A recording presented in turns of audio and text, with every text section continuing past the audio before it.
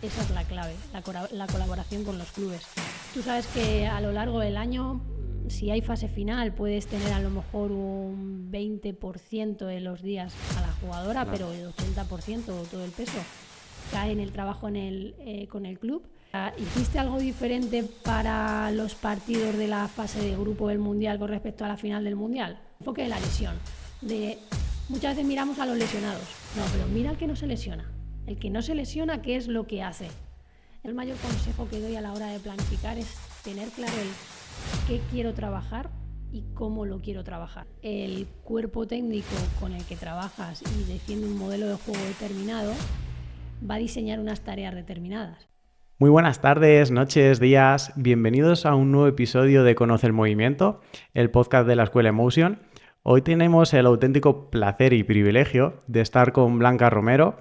Para aquellos que estéis familiarizados con el entorno de la preparación física en fútbol, no necesitáis que os cuente el currículum de Blanca, pero para aquellos que no, os cuento un poquito. Blanca es responsable del área de rendimiento de la selección española femenina, profesora universitaria, donde también colabora con nosotros en nuestro experto universitario en entrenamiento personal y con una larga experiencia en diferentes clubes. Hoy viene con nosotros a hablar sobre preparación física y lo que surja. Blanca, ¿qué tal? ¿Cómo estás? Bienvenida. Nada, pues ¿qué tal? ¿Cómo estamos? Muchas gracias por la invitación. La verdad que para mí es un placer poder disfrutar de este ratete. Para nosotros es, como he dicho en la intro, un privilegio y una suerte, así que muchísimas gracias por venir.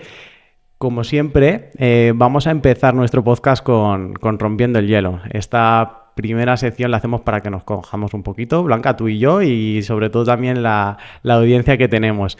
Te cuento muy rápido. Quiero que me digas un alimento, quiero que me digas un ejercicio, quiero que me digas un hobby y quiero que me digas un miedo. Empieza por donde tú quieras. Vale, alimento te debería decir churros por mi ascendencia familiar. Pero soy muy fan de las croquetas, ¿vale? Entonces, déjalo ahí en ¿Caseras dos. o...? Hombre, por vale, supuesto. Vale. Y de jamón. A mí las innovadoras, bueno, también, pero las de jamón puchero son mis preferidas. Claro, es que ahora hay un mundo, ¿eh? Hay solamente gente que se gana la vida haciendo croquetas. No, total, de todo tipo. Pasada, ¿eh? Luego, ejercicio. ¿Sería más de fuerza o puedo coger desde la...? Por donde tú quieras. Correr. Vale. Luego, miedo y hobby, ¿no? Sí. Hobby, hacer deporte, ¿no?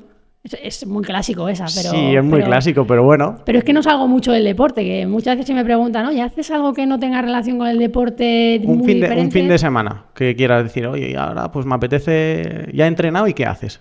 Has entrenado, no tienes ninguna obligación, ¿qué haces?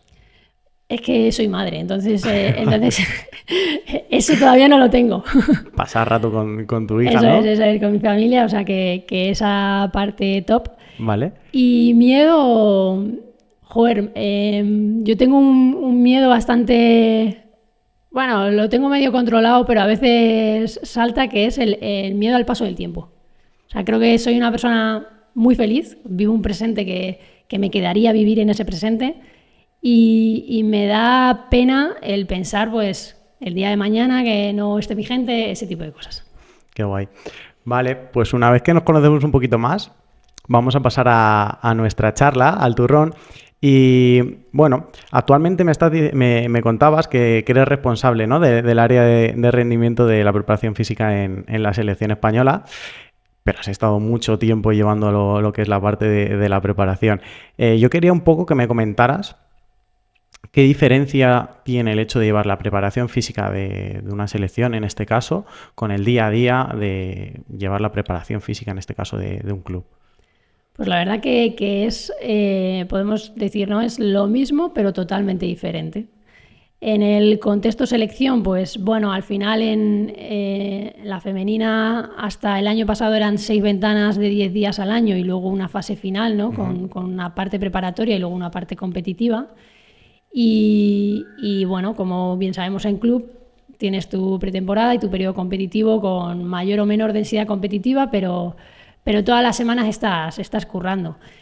Entonces es muy diferente porque no tienes el día a día. No es el mismo curro, ¿no? Exacto, y en el contexto selección es crucial la parte del seguimiento. Claro.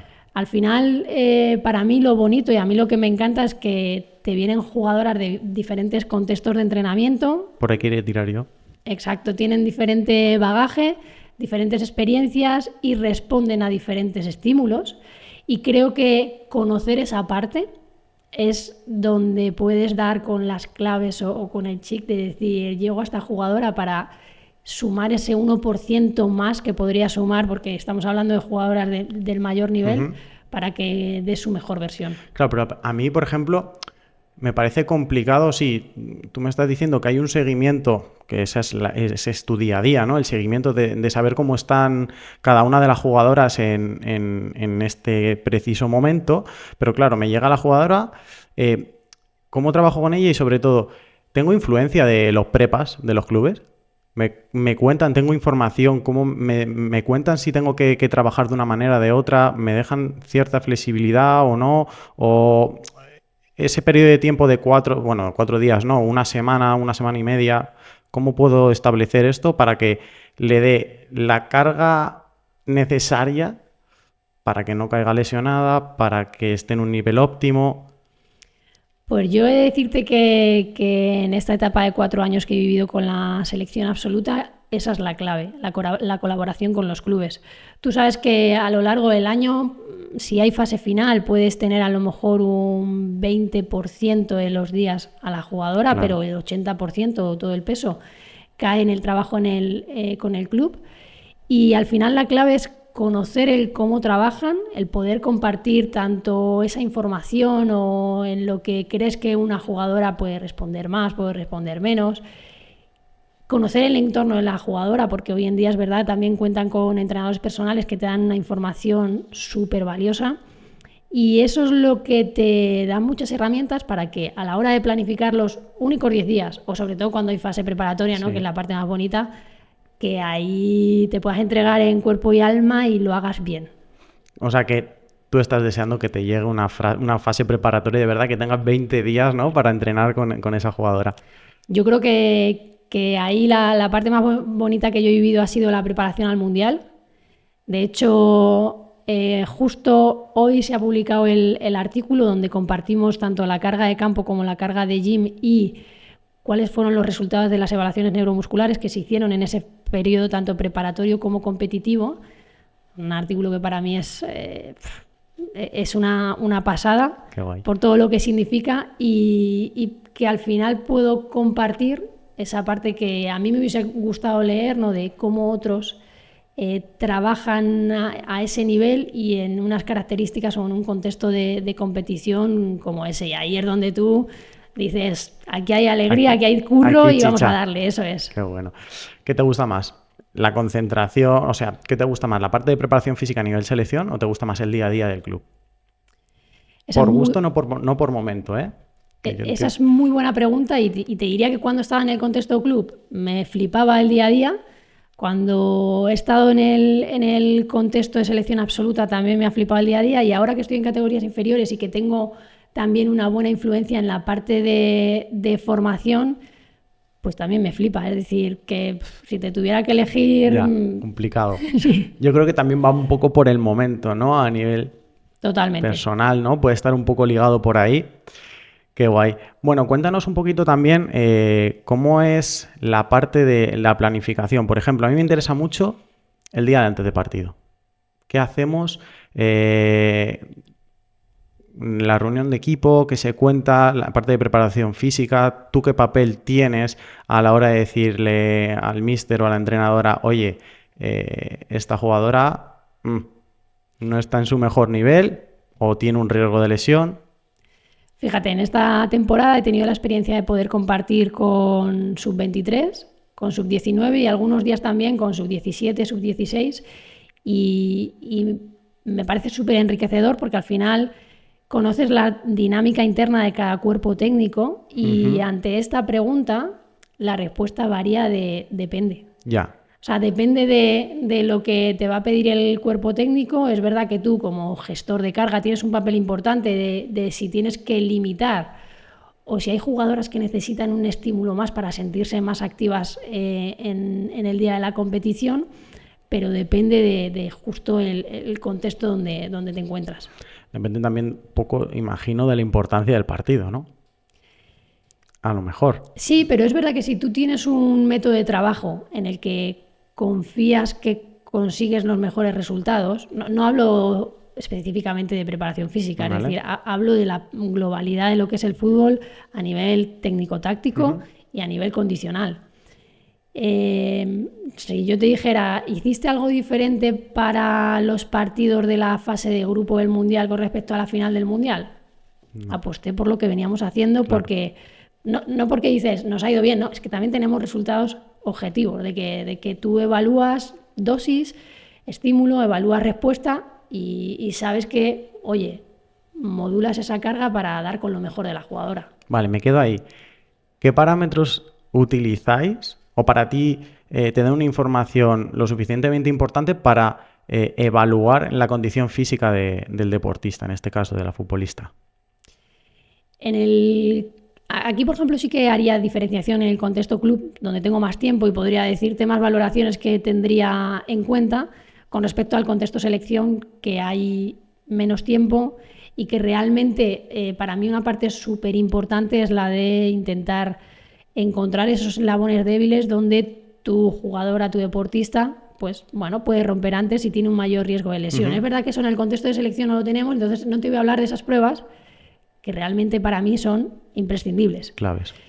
Y en el caso de pruebas hacia el rendimiento, la verdad que son las más sencillas, prácticas, porque te permite monitorizar o evaluar durante el entrenamiento, que es medir velocidad propulsiva media, ¿vale? Medir salto, también variables isométricas para cadena posterior y comparar con cadena anterior, porque ahí en el caso de trabajar con mujeres, bueno, pues ese ratio cadena anterior, cadena posterior es súper importante. Y asimetrías, ¿no? Ver entre un lado y otro, oye, tenemos diferencias que pueden aumentar ese riesgo de lesión, pero van por ahí porque tampoco tenemos más tiempo. ¿En todas las concentraciones evalúas esto? ¿Al principio como...? Sí, intento que en esta etapa, con la absoluta, siempre el primer día de concentración había ese entrenamiento en el que tú divides el grupo con aquellas que tienen más carga competitiva y con los que tienen menos carga competitiva, pero hay una parte común que es de evaluación. Al final, esa parte común de evaluación es una dosis que no genera fatiga, que tú sabes que las jugadoras vienen siempre con el mismo estado de fatiga porque vienen de jugar. Entonces, te aseguras también saber cómo evolucionan a lo largo de la temporada, entre ventana y ventana, y también para planificar el trabajo dentro de esa ventana, que para mí creo que es algo clave. Claro. Vale, te pregunto mucho por esto, porque yo sé que a la gran mayoría de los preparadores físicos les interesa mucho saber pues todo lo que sea la prevención de lesiones. Y cada vez más se le está dando, pues se está hablando cada vez más sobre la carga de minutos que tienen, sobre pues lo mal o lo regular que está hecho el calendario, ¿no? A nivel de partidos y demás. Entonces, también te quería preguntar si cada vez más los jugadores y jugadoras son conscientes del riesgo de lesión que tienen a nivel son capaces de darse cuenta de diferentes signos que puedan tener, percepciones que puedan ellos tener y decir, levantar la mano y decir, oye, yo aquí no me encuentro cómodo, estoy percibiendo algo. No sé si eso tú lo notas también, si cada vez más esa parte de educación estamos siendo capaces de llegar a ellos y a ellas. Pues mira, ahí tengo la suerte de este año, al poder estar con las categorías inferiores, de volverlo a vivenciar. Es decir, en dinámica de club, cuando tienes jugadoras jóvenes que todavía desconocen, no tienen la conciencia corporal como una jugadora con mayor experiencia, sí que te puedes encontrar casos donde a lo mejor es una sobrecarga que puedes evitar si tú la sacas del entrenamiento específico, y cuando ya van teniendo más experiencia te dicen, que esto me molesta, no vamos a arriesgar, voy a poner el freno de mano, voy a hacer un entrenamiento al 30%, y eso lo vas viendo con el paso del tiempo, y sí que se nota y tienen absoluta conciencia de eso. Claro, es que además ahora me parece fundamental en el papel que estás haciendo esa parte educativa, ¿no? De saber, de enseñar en este caso a la jugadora y decir, oye, mira, existe este riesgo, cuidado, hay que parar, lo mismo hay que parar una semana, no pasa nada, que no parar un mes por obligación, ¿no? Que al final con esta carga que tienen minutos, y no solamente de minutos y partidos, sino también viajes y demás, ahora con el tema de competiciones en diferentes países y todo esto, pues creo que también esto hay que tenerlo un poco en cuenta, ¿no? Y me parece fundamental. Y yo creo que muchas veces ponemos el foco, la mirada, que es absolutamente correcto, ¿no? Pero ponemos el foco en esa carga competitiva, ¿no? Minutos, partidos, acumulación y demás, y no en la parte de la preparación estructural. Uh-huh. Es decir, creo que también hay que ver un pelín más allá de decir, oye, ¿cómo preparo esta estructura para poder responder a estas demandas de competición? Porque no muchas veces es la acumulación de partidos, sino que tú no estás preparado a eso. Porque cuando tú ves, ¿no? Es como el enfoque de la lesión. Muchas veces miramos a los lesionados. No, pero mira al que no se lesiona. El que no se lesiona, ¿qué es lo que hace? Entonces yo creo que en esa parte de la carga competitiva tenemos que abrir un poco la mente de decir, oye, vamos a observar qué es lo que hacen aquellos deportistas que con esa carga competitiva, podemos decir, sobreviven, ¿no? Yo creo que eso también es importante para mandar el mensaje, sobre todo a los deportistas, ¿no?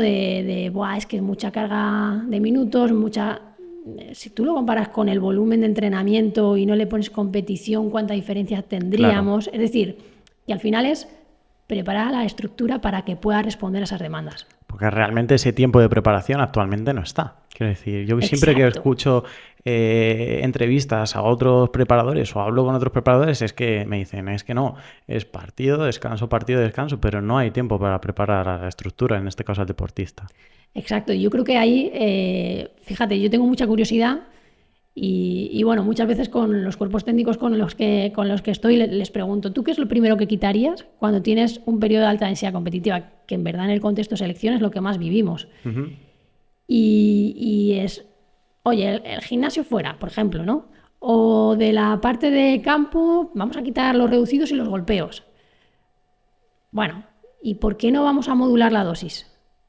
Y muchas veces tenemos una visión conservadora que, bueno, según el contexto a lo mejor te vale, pero a veces hay que tener una visión más de el justificar el por qué sí o el por qué no, y no basarte solo en por qué es lo que hacen otros, porque es lo que se ha hecho antes.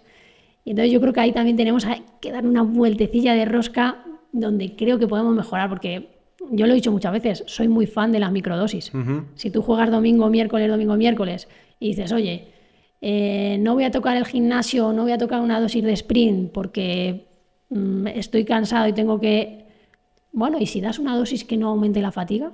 Claro. O sea, eso sucede. Es decir, entonces nosotros tenemos que buscar ese umbral, ¿no? Y ahí es donde nosotros como gestores de carga tenemos un papel clave. Qué bueno. Y ahora te quería preguntar un poco por la planificación a largo plazo. Lo mismo me dices que no existe. Pero, claro, tú te planteas, ya vamos a un entorno club y te planteas el inicio de temporada y, claro, en un principio tú tienes unas competiciones. Puede ser que caigas eliminado o no. Y tienes a lo mejor unos objetivos que pueden cambiar o no. Vale, el preparador físico, preparadora física, ¿qué hace cuando empieza la pretemporada y cómo puede planificar, si planifica, a largo plazo o medio largo plazo? Mira, fíjate, esta pregunta me encanta y de esta podríamos hablar muchísimo tiempo, porque es verdad que cuando yo estudié la carrera ya hace muchos años, en una de las asignaturas me pidieron una planificación anual, uh-huh. La que todo el mundo hace en la carrera, ¿no? Sí. Y después, nada más finalizar, empecé como preparadora física en el Rayo Vallecano, en el filial del femenino, y dije yo, ¿cómo voy a hacer una planificación anual? Y conforme voy teniendo más experiencia, sí que te puedo decir que tengo la posibilidad de tener una mirada más a largo plazo. Vale. No te voy a decir que hago una planificación anual, por supuesto que no, pero sí que hago un seguimiento y sobre todo tengo patrones micro, patrones meso y patrones macro, uh-huh. que tú sabes seguir. Ese maravilloso cajón desastre donde decimos todas estas cualidades son las que quiero trabajar con este objetivo y este objetivo. Vale. ¿Cuándo las temporalizo? Y a partir de ahí también cuantificar oye, a lo mejor llevo sin trabajar esta cualidad este tiempo. Pues el tener esa visión medio-largo plazo te permite el decir, no te olvides de meter esto. Claro. Entonces, bueno, ahora tengo una visión diferente, ¿no? Vale, es que a mí eso, claro, y sobre todo en un deporte colectivo, me parece complicadísimo. Quiero decir, al final tú tienes una plantilla de 25 jugadores, me da igual, y claro, cada uno tiene su propio contexto. ¿Cómo adaptas todo eso a 25 personas diferentes? Quiero decir, me parece una auténtica pasada. Y además, si luego entramos a valorar otras cosas que también te voy a preguntar por ahí, es que cada jugador, cada jugadora juega en una posición, el esfuerzo quizás sea diferente.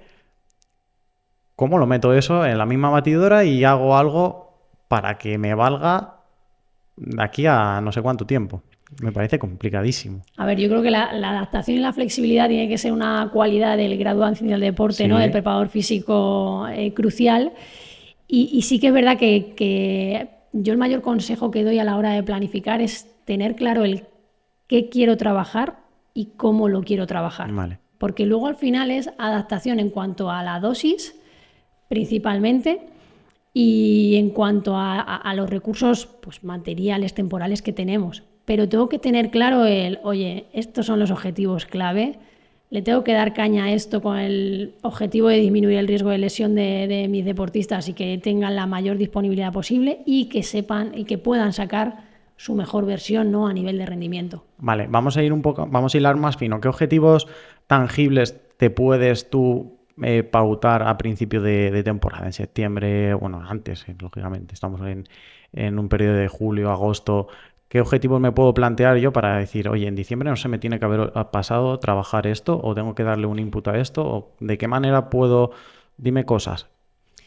Pues mira, yo tengo, además, esa parte del trabajo de la planificación, ¿no? De decir, oye, ¿qué es lo que tengo que trabajar? Es algo que he hecho en cada fase final, o sea, en cada fase preparatoria con la selección y anteriormente. Es decir, siempre me vuelvo a repasar qué cualidades son claves para mejorar el rendimiento en fútbol. Sí. Y luego le podemos dar la nomenclatura o las manifestaciones, si hablamos de la cualidad física básica como puede ser la fuerza, luego le podemos dar los matices que queramos en cuanto a sus manifestaciones o la transferencia que puede tener, porque hay clasificaciones que la dirigen más a gestos específicos, ¿no? Como el salto, la lucha, golpeo, desplazamiento, etcétera.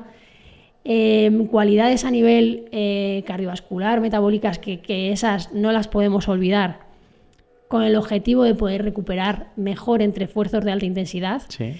Y al final puedo tener un listado de 35 o 36 variables que las clasifico según cualidades físicas básicas y la transferencia que tienen con respecto al gesto deportivo que se hace en campo. Vale, varía mucho de una posición a nivel en el campo en un jugador que juega en un puesto o en otro.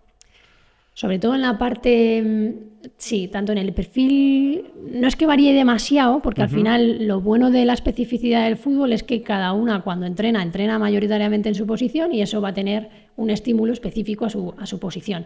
Pero sí que es verdad que el recorrido que puede tener una lateral no es el mismo recorrido que va a tener una interior. Entonces ahí sí que tenemos matices, sobre todo en los extras, de cuando tú ves la sesión y la puedes ver los datos en directo, de decir, oye, vamos a meter un estímulo un pelín más alto a estas posiciones. Vale.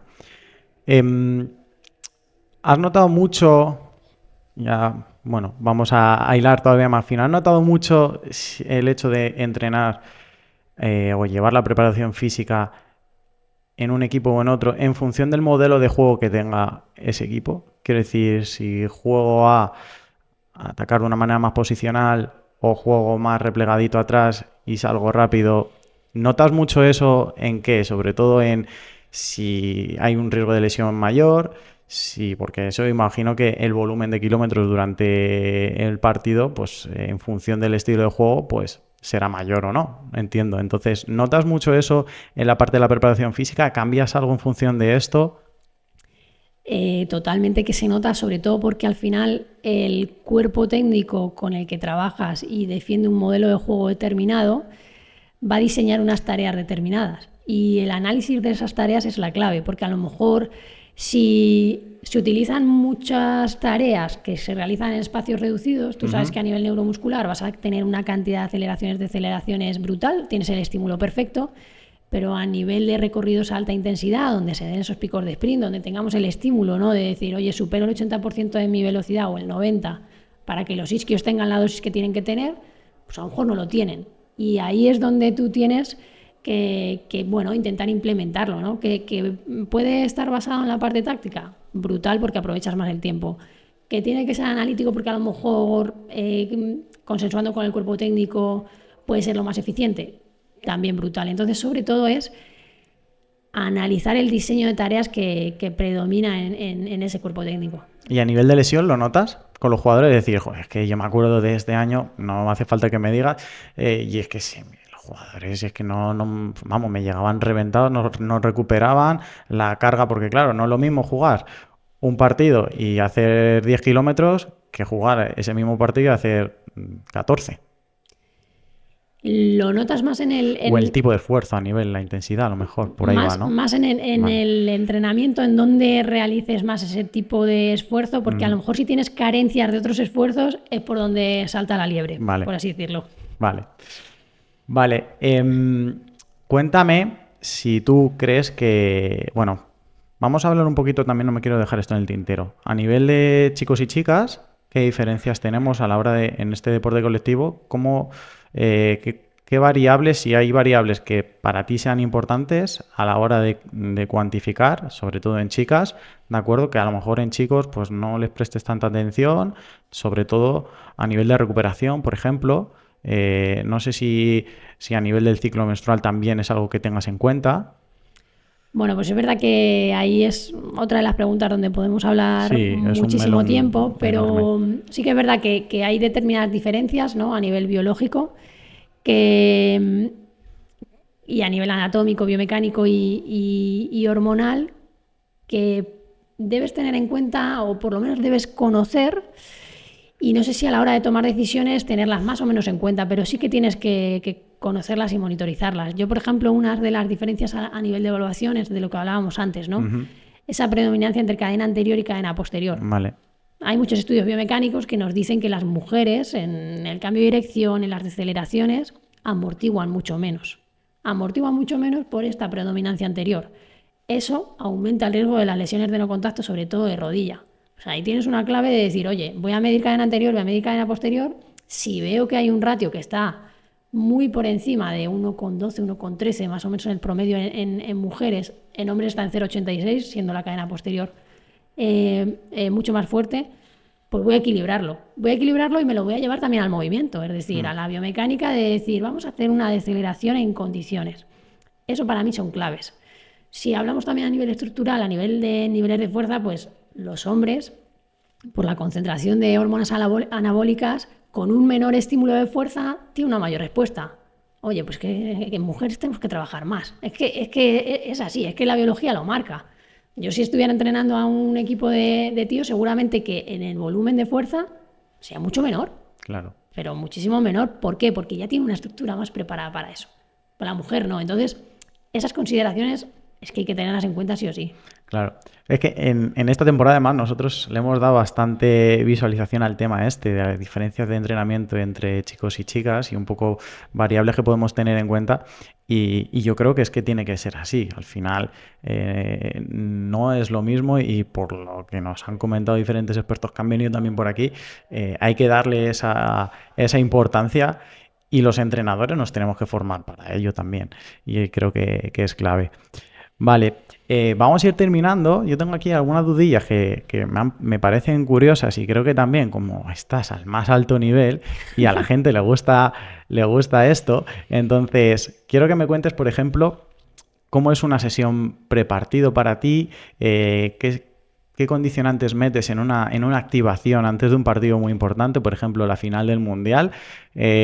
Cuéntanos un poquito, si se puede saber, cositas que yo creo que esto es muy interesante y si cambias algo, que a lo mejor no cambias nada de lo que estabas haciendo, si viene un partido importante, que yo me la voy a jugar a que no cambias absolutamente nada.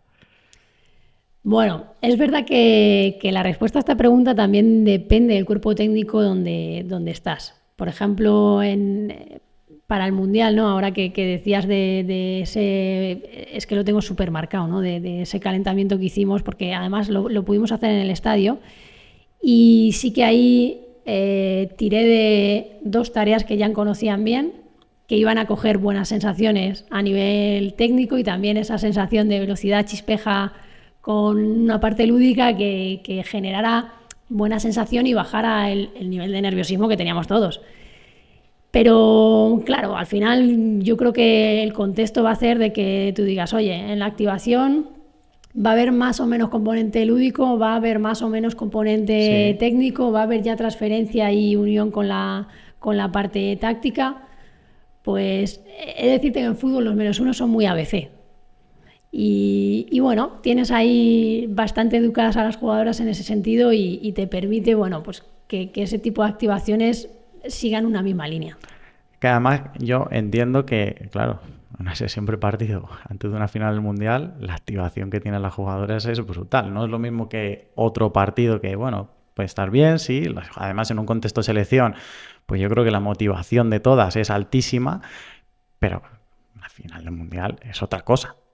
Totalmente. Además, ese -1 que realizamos en el estadio, que menos mal que lo pudimos realizar en el estadio porque la sensación de llegar allí ya te genera una sobreactivación impresionante. Cuando vas a salir al campo, el túnel era que parecía eterno. O sea, parecía que tenía 1 kilómetro el túnel. O sea, y con todo decorado de la final del Mundial, pisando por... Bueno, súper precioso, pero a la par muy activador.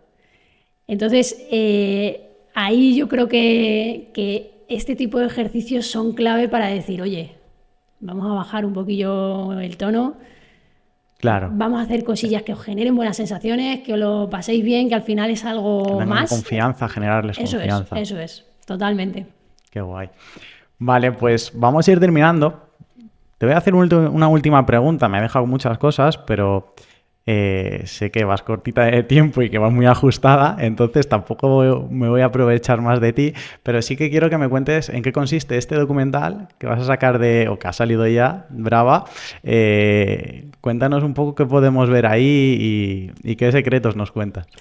Pues mira, se estrena el 15 de febrero en Manzanares, en mi pueblo, en un certamen de cortos. No he visto nada del documental, es decir, yo lo veré en el estreno. Claro, lo he grabado yo, pero hay muchas cosas, ¿no? Hay pues un par de entrevistas a mi hermana y a mi hermano mayor. Hay también un par de entrevistas a 2 jugadoras de la selección. Y han hecho una combinación entre mi historia vital, ¿no? Al final yo vengo de una familia humilde, con un negocio familiar, que tenemos una churrería, y yo he trabajado desde pequeña y bueno, siempre que puedo echar una mano, la sigo echando. Y hace un paralelismo entre lo que supone trabajar en el día a día en una churrería con el trabajo, ¿no? en el campo, ¿no? En la preparación física. Entonces, solo me han mostrado 30 segundos que combinan esa parte en la que se están haciendo los churros, se está sirviendo café y chocolate a diestro y siniestro, y la parte en la que yo estoy entrenando y estoy dirigiendo un poco en el campo. Y bueno, yo creo que va a ser brutal. Es que yo lo pienso y me emociono, o sea que imagínate. Qué guay, muchas ganas de verlo. Vale, pues como te he comentado, vamos a dejarlo aquí. Antes de nada, sí que te queremos preguntar por tus retos a corto, medio, largo plazo. Pueden ser a nivel profesional, a nivel personal. Cuéntanos un poquito dónde tienes la cabeza, dónde pones tus miras de aquí a este medio plazo.